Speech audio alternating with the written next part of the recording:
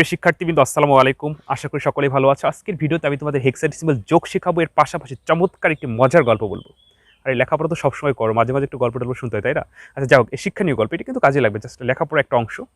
ব্যাপারটা হচ্ছে আমরা দেখি অনেক সময় ছেলেদের তুলনায় মেয়েরা একটু হিসাব কিতাবে দুর্বল। এই মুহূর্তে কোনো মেয়ে শিক্ষার্থী আমার এই ভিডিওটি দেখে থাকো, হয়তো তারা একটা অভিযোগ তুলতে পারো যে স্যার আপনি ছেলে হয়ে ছেলেদের পক্ষ নিচ্ছে। আসলে কিন্তু তা না, বাস্তব। আমি একটা লজিক্যালি গল্প বলবো। ছেলেদের চাইতে মেয়েদের কিন্তু হাতের লেখা বেশি সুন্দর হয়ে থাকে। কারণ যদি কেউ পরীক্ষা দেয় ছেলে মেয়ে, নাম না লিখলেও আমরা যারা শিক্ষক আছি 100টার ভিতরে 80টা নির্বাচন করতে পারবো যে এটি মেয়ের খাতা, এটি ছেলের খাতা। কারণ এটা প্রাকৃতিক গুণ যে ছেলেদের চাইতে মেয়েদের হাতের লেখাটা বেশি সুন্দর হয়। কারণ হচ্ছে মেয়েরা বাসায় কোটাবাটার কাজ করে, সেলাইপুরির কাজ করে, যার কারণে হাতের মাপটা সূক্ষ্ম। ছেলেরা এগুলো করে না। আর ছেলেরা ব্যাংক ব্যালেন্স অর্থাৎ বাজারঘাট ইত্যাদি হিসাব কিতাব সবসময় করে, যার কারণে মেয়েদের চাইতে ছেলেরা হিসাব কিতাবে ফার্স্ট অর্থাৎ বেশি ভালো। আবার কিন্তু এটাও বাস্তব যে ছেলেদের তুলনায় মেয়েরা কিন্তু একটু কৃপণ টাইপের হয়ে থাকে। এই যারা মেয়েরা তোমরা যদি কেউ দেখে থাকো তাহলে কিন্তু মাইন্ড করো না, জাস্ট আমি কিন্তু লজিক্যাল একটা গল্প বলবো। বলছিলাম হেক্সাডেসিমাল যোগ শেখার পাশাপাশি একটা গল্প বলবো। তো যা বলতেছিলাম যে ছেলেদের তুলনায় মেয়েরা কেন বেশি কৃপণ হয়ে থাকে, এটাও কিন্তু প্রাকৃতিক। তোমরা দেখবা যে যখন এখন না মেয়েরা ব্যাংকে জব করে, একটা সময় কিন্তু মেয়েরা বাজার করতো না, ব্যাংকে জব করতো না, বাসায় থাকতো। তখন তার যে বর মানে স্বামী বাজার করে এসে 20 টাকা বা 100 টাকা দিলে ওই মহিলা আসলায় গিট্টি মেরে এমনভাবে রাখতো, এরকম আঁকড়ে ধরে গোসল করতো। ওই আসলার গিট্টি খুলতো না, ওই অবস্থায় গোসল করতো। কাপড় রোদ্রে দিত, রোদ্রে শুকানোর পরে ওই টাকা ওই ভিতরে শুকাইতো। এই যে যে আঁকড়ে ধরার ভাব, ওইখান থেকেই মানে প্রকৃতির একটা গুণ, যে প্রকৃতি থেকেই অর্থাৎ মেয়েরা কৃপণ টাইপের হয়ে থাকে। আবার যে বললাম যে ছেলেদের তুলনায় মেয়েদের হাতের লেখাও সুন্দর হয়ে থাকে। তো যাই হোক, গল্পটা বলি। এক রাজা, ধরো এক রাজার বাসায় বেড়াতে আসবে। ব্যাপারটা এরকম, নরেন্দ্র মোদী অর্থাৎ ভারতের প্রধানমন্ত্রী, আমাদের বাংলাদেশের প্রধানমন্ত্রী শেখ হাসিনা বাসায় বেড়াতে আসবে। তো এক রাজা আর এক রাজার বাসায় বেড়াতে যাবে। তো রাজা ওই রাজাকে কল করছে যে আপনারা এখানে বেড়াতে আসতেছি। তো রাজা তো খুশি, বলছে ঠিক আছে, এটা তো ভালো সংবাদ। তো বলছে আপনি কি খাবেন? বলছে আপনার এলাকার স্থানীয় মাছ খাওয়াইলে হবে, মানে নদীর মাছ। বলছে ঠিক আছে। তো রাজা সব জেলেকে ডেকে বলছে যে আজকে রাত্রে তোমরা যে সবচাইতে বড় নদীর মাছটি পাবে সেটা আমার বাসায় নিয়ে আসবা, আর তোমাদের টাকায় কোনো সমস্যা নেই, যা লাগবে তাই দিয়ে দিব। আসলে তো রাজা তার গরিব না। তো সব জেলে রাতে মাছ ধরছে। মাছ ধরার পরে ওদের ভিতরে এক চতুর জেলে সে বড় একটা মাছ পেয়েছে। ওই মাছটা রাজার বাসায় নিয়ে আসছে। আসার পর রাজাও মাছ দেখে পছন্দ হয়ে গেছে। তো রাজা ওই মাছটার 10,000 টাকা দিয়ে দিছে। ধরো আজ থেকে আরও অনেক অনেক বছর আগের কথা। তো রাজার যিনি ওয়াইফ, সে তো অবশ্যই মহিলা। ওই যে বললাম মহিলা মানুষ একটু কৃপণ টাইপের হয়ে থাকে, এই যে আঁকড়ে ধরার ভাব। তো ওই মহিলা ওই রাজাকে বলতেছে আচ্ছা এই মাছের দাম কি 10,000 টাকা? আপনি 10,000 টাকা দিয়ে দিলেন। বলে আরে আমার কি টাকার অভাব আছে, 10,000 টাকা দিলে কি হবে? দেখবেন মহিলারা কিন্তু একটু কান পড়া দেয়, কান পড়া বোঝেন, মানে কানে কানে কথা বলে প্যাঁচ লাগায়। আর মহিলাদের পরামর্শ যদি কেউ শোনে, তার কিন্তু মানে ওই উপকারের চাইতে ক্ষতি বেশি হবে। এই আমি আবারও বলছি, তোমরা যদি কোনো মেয়ে শিক্ষার্থী আমার এই ভিডিওটি দেখে থাকো প্লিজ মাইন্ড করো না। তো যাই হোক, তো ওই মহিলা ওই রাজা মশাইকে মানে যে রাজাই তাকে বলছে কি যে আপনি 10,000 টাকা দিলেন, আচ্ছা আপনি সেনাপতির বেতন দেন কত? এই যে প্যাঁচ লাগায়। বলে 10,000 টাকা। একটা জেলেকে কত দিলেন? বলে 10,000 টাকা। তা আচ্ছা আপনি সেনাপতি আর জেলেকে সমান করে ফেললেন না? ব্যাপারটা কেমন হয়ে গেল না? সেনাপতি যদি এটা জানতে পারে মাইন্ড করবে না যে আপনার ডান হাত বাম হাত? রাজা বলে আসলে তো ঠিক ভুল হয়ে গেছে, এই যে প্যাঁচ লাগাই দিল। সবাই সমান অবশ্য। যাই হোক, রাজা বলে এখন কি করা যায়? ওই যে মহিলারা কান পড়া বুদ্ধি দিবে। বলে কি আমার কাছে একটা বুদ্ধি আছে। কহে বলেন। আপনি ওই জেলেকে ডাকবেন, ডাকার পরে আপনি প্রশ্ন করবেন আচ্ছা তোমার এই মাছ ছেলে না মেয়ে?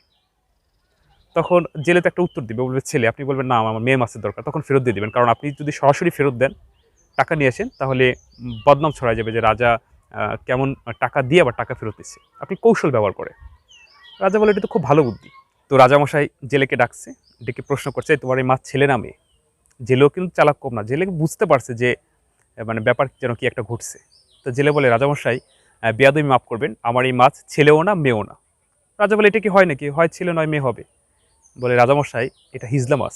তো এটা বললে রাজামশাই বলে ছেলে মাছ খাইছি, মেয়ে মাছ খাইছি, হিজলা মাছ তো জীবনে খাইনি, তো ওকে আরও 10,000 দাও। মানে 10,000 কমাইতে গিয়ে আরও 10,000 বাড়লো। ওই যে বললাম যে মহিলাদের পরামর্শ শুনলে মানে 10,000 জায়গায় আরও 10,000 হয়ে যাবে। 20,000 নিয়ে গেছে। এখন 20,000 টাকা কম না, মানে বেগ ভরে গেছে।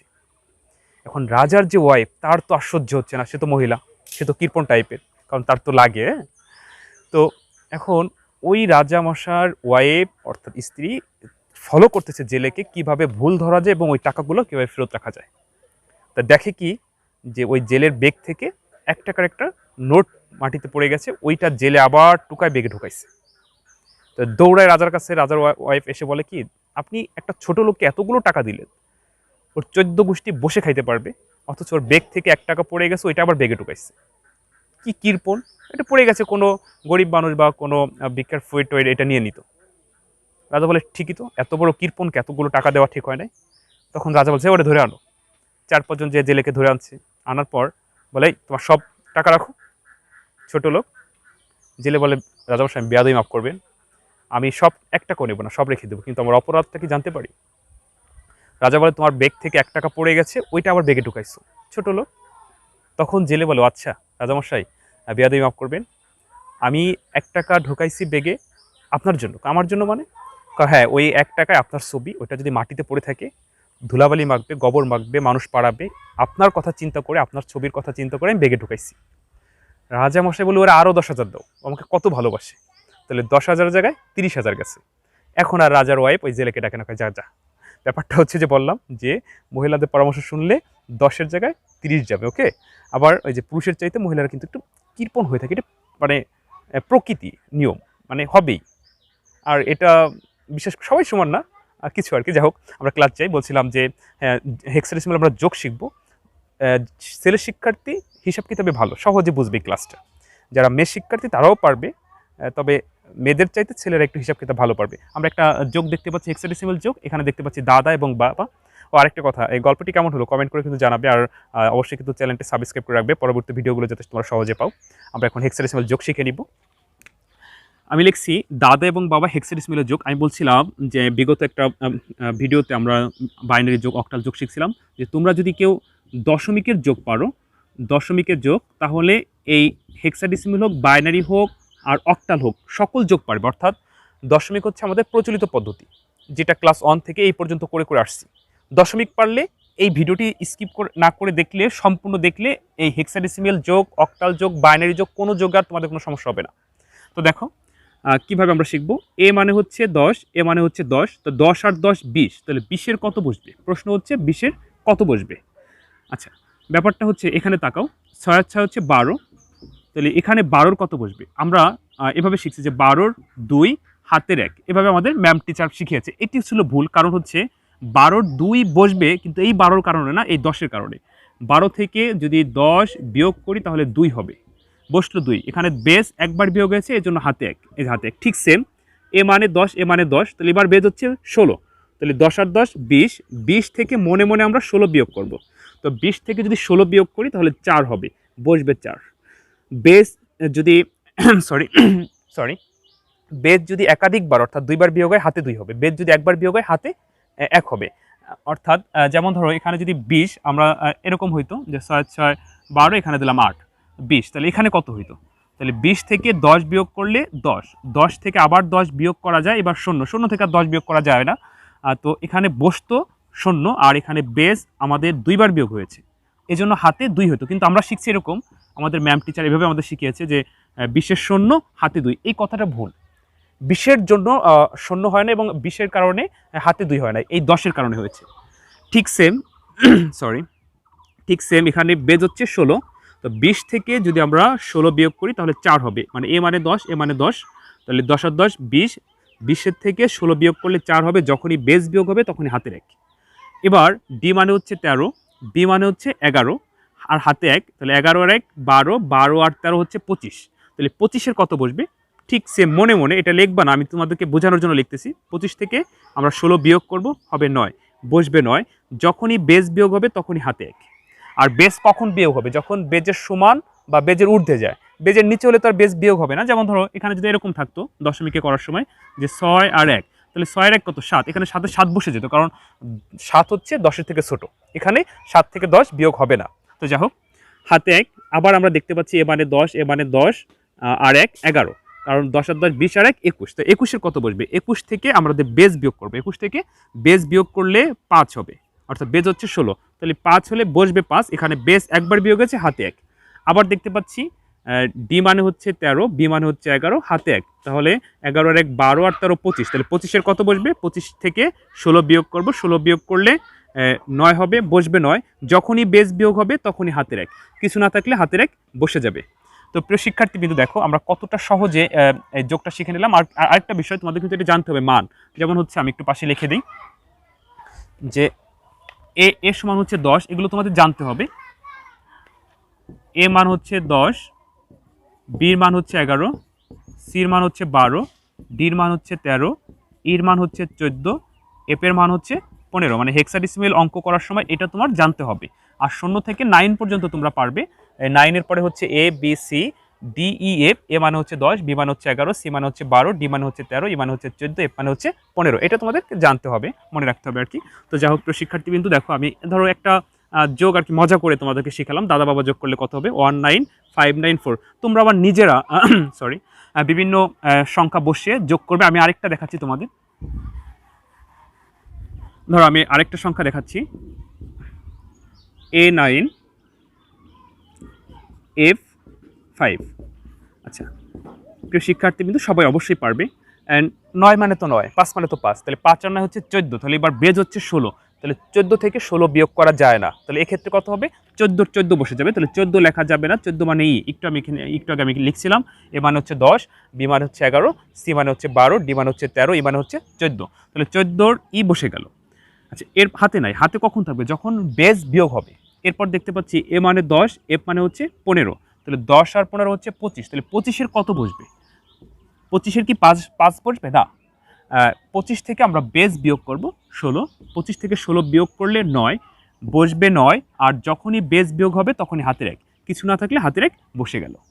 ওকে, তাহলে এখন আমি একটা ভগ্নাংশ দেখাবো। আমি বলছি যে জাস্ট এই ভিডিওটি স্কিপ না করে দেখলে তোমরা অবশ্যই যোগ পারবে, আশা করি বুঝতেছো। যদি কেউ না বুঝে থাকো অবশ্যই কিন্তু আমাকে কমেন্ট করে জানাবে, আমি সর্বোচ্চ চেষ্টা করব তোমাদেরকে বোঝানোর জন্য।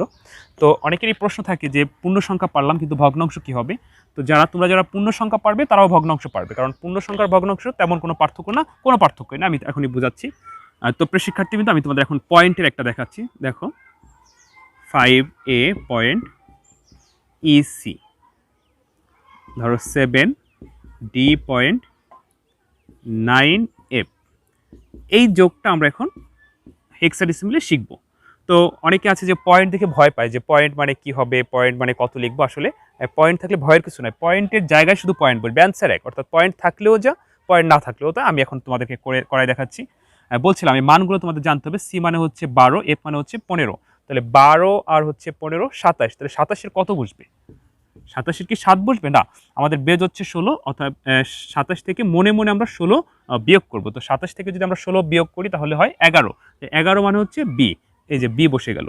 যখনই বেজ বিয়োগ হবে অর্থাৎ বেজের সমান বা বেজের ঊর্ধ্বে হবে তখন হাতে 1 থাকবে, হাতের 1 যে। এখন আমরা দেখতে পাচ্ছি 9 এর 1 10, ই মানে হচ্ছে 14, এই মানগুলো জানতে হবে। ই মানে হচ্ছে 14, 9 এর 1 হচ্ছে 10, তো 14 আর 10 24, তাহলে এখন 24-এর কত বসবে? বেজ হচ্ছে 16, অর্থাৎ 24 থেকে 16 বিয়োগ করব, তাহলে 24 থেকে 16 বিয়োগ করলে 8, মনে মনে এটা আমরা বিয়োগ করব, বসলো 8। যখনই বেস বিয়োগ হবে তখনই হাতের 1, আর পয়েন্টের জায়গায় পয়েন্ট, অর্থাৎ পয়েন্ট থাকলে এখানে পয়েন্ট দিব, পয়েন্ট না থাকলে পয়েন্ট দিব না, অর্থাৎ অ্যান্সার একই, উত্তর একই। পয়েন্ট মানে কিছুই না, পয়েন্ট মানে ভয় পাওয়ার কিছু নাই, কিচ্ছু না। জাস্ট পয়েন্ট থাকলে পয়েন্ট এলোমেলো হবে না, অর্থাৎ সরবে না, পয়েন্টের জায়গায় পয়েন্ট, হাতের একটা এপাশে চলে আসবে। আচ্ছা এখন আমরা দেখতে পাচ্ছি ডি মানে 13, 13 আর 1 হচ্ছে 14, 14 আর 10 24, আবারও 24, তাহলে 24-এর কত বসবে? 24 থেকে বেজ বিয়োগ করলে, বেজ হচ্ছে 16, বেজ বিয়োগ করলে 8, বসলো 8। তো যখনই বেজ বিয়োগ হবে তখনই হাতের 1।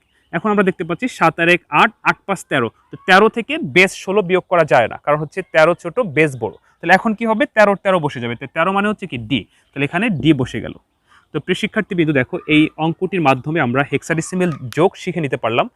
হেক্সাডেসিমেল যোগ আর অক্টাল যোগ আর বাইনারি যোগ, যে যোগই থাকুক না কেন, তোমরা যদি প্রচলিত পদ্ধতিতে দশমিক যোগ পারো তাহলে এই যোগগুলো পারবে।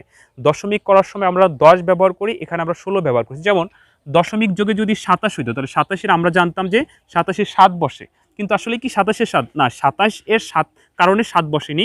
27 থেকে 10 বিয়োগ করলে, দেখো আমি একটু দেখাচ্ছি, ধরো 27 থেকে আমি এটা মুছে ফেলি, 27 থেকে 10 বিয়োগ করলে 17 হয়, 17 থেকে 10 বিয়োগ করলে 7 হয়, 7 থেকে আর 10 বিয়োগ করা যায় না, এই জন্য বসতো 7, আর এখানে বেস 10 দুইবার বিয়োগ হয়েছে, এই জন্য হাতে 2। কিন্তু আমরা এভাবে শিখি নাই, আমাদের ম্যাম টিচার এভাবে শিখেছে যে 27-এ 7 হাতে 2, কিন্তু এটাই হলো ভুল পদ্ধতি, কারণ 27-এর 7 না, বেজের কারণে 10 হয়েছে। কিন্তু এটা আমরা প্রচলিত পদ্ধতিতে করে আসতে আসতে দেখা যাচ্ছে যে ওইভাবে মিলে যায়, তাই করছি, কিন্তু এটা লজিক না, লজিক হচ্ছে এই বেজের কারণে, অর্থাৎ কত বসবে ডিপেন্ড করবে বেস।